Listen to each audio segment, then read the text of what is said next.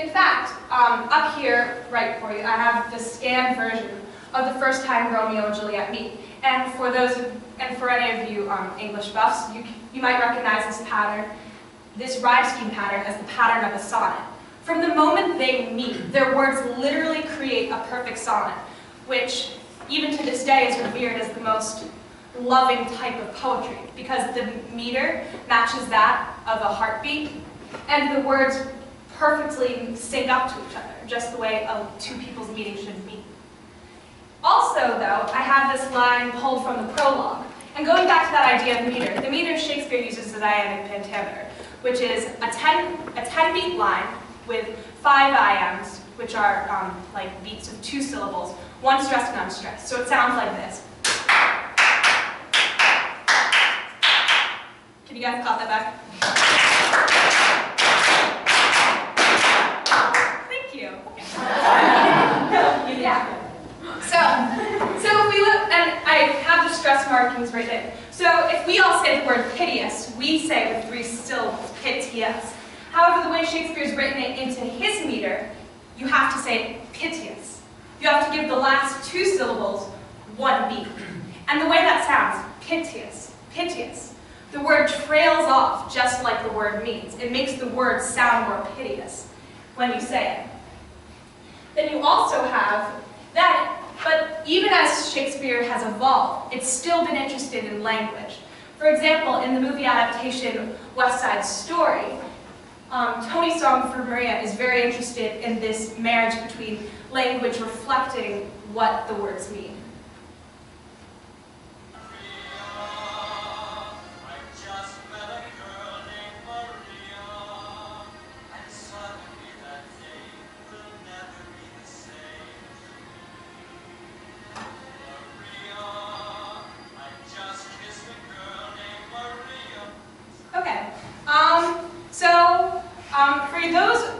So could you help me out for a second? Could you play the B and then the F for me? That's him singing Marie, and that interval in music is known as the tritone, which is actually one of the most unappealing sounds in the octave you can get. Could you play it again? We don't like the way that sounds. It clashes because it's the sound that perfectly cuts an octave. However, when he says Maria, could you play the F sharp?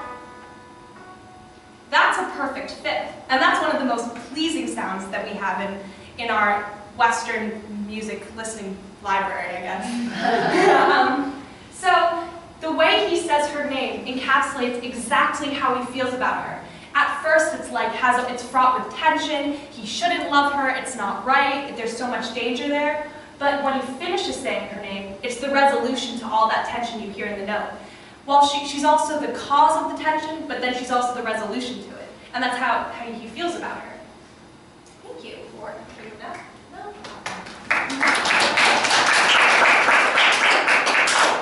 All right, but the next point is really important, is connection and culture. I mean, no matter how wonderful your language is, if you're not connecting with the audience, like, no one's gonna care. Like, it could be beautiful, and if it doesn't resonate with anyone, it's not gonna work. So, the original source material for Romeo and Juliet that Shakespeare probably worked off of was The Tragical History of Romeo and Juliet. In this version of Romeo and Juliet, you again have these 2 teenagers who shouldn't fall in love, but they do. And they still get help from the friar and the nurse. However, when these 2 teenagers die, the whole town reveres this as something that they deserved, as it was their justice for being too lustful, too sinful, and rushing into marriage too quickly, and everyone who helped them was either executed or exiled. So this isn't as nearly as romantic of a version as Romeo and Juliet, but this was far more indicative of the time it was written in. It was written in a time when Christianity was very big, and you must have been very proper, and kind of around medieval times. But I mean too, Shakespeare also gets around that fact, because I mean, if we look at Romeo and Juliet, they do some really stupid things. I mean, not the best idea to fall in love with a girl after just getting over another girl like 20 minutes ago, which is why he sets Romeo and Juliet in Italy, Because of course the passionate Italians would do crazy stuff like this, but not the sensible, stuffy, cold, eating their mutton British people. Like, that's just not something they would do. And yet, by setting in a place that's far away, Shakespeare can then comment safely on some of the biggest problems facing Elizabethan England. The line I pull from the prologue now is, "In fair Verona where we lay our seat." While fair does refer to the fact that Verona might be beautiful, it also refers to this theme of justice, like where your loyalty lies. And that was one of the biggest issues facing the citizens and people of Britain. I mean, like in the play, should your loyalty lie with the queen or the prince? Should your loyalty lie to the church or your Catholicism and your friar? Should it lie to your family? Or does it lie to your love? These were some of the biggest problems facing Elizabethans, and so to comment on them in a safer way, in a way that didn't point judgment at anyone directly in Shakespeare's audience, he wrote it in somewhere further away, so you could look at it almost like as if it was like a fishbowl and you're outside of that. Now, and also in the Baz Luhrmann version of Romeo and Juliet, they do actually a very similar thing. The friar, which is supposed to be Romeo's religious and spiritual counselor, is also the drug dealer.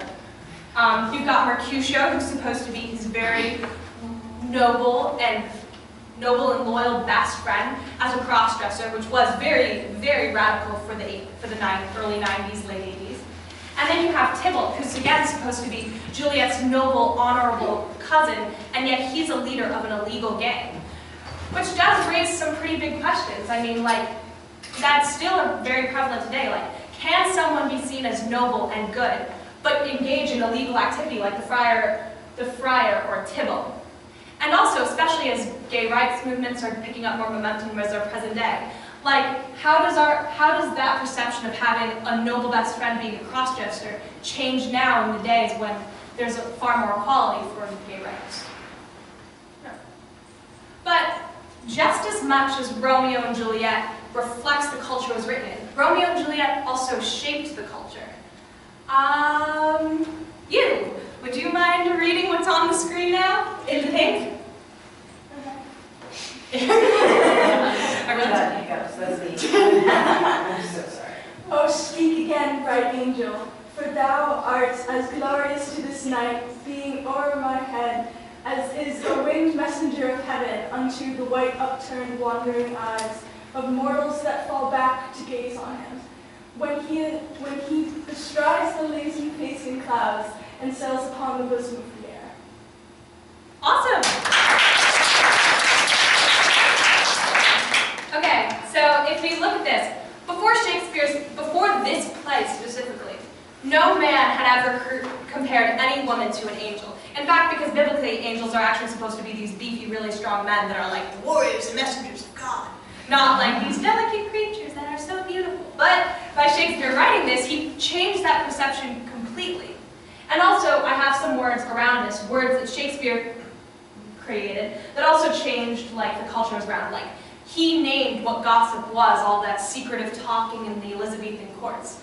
So just as much as his work might have been shaped by how the Elizabethan era was, he shaped the Elizabethan era as well.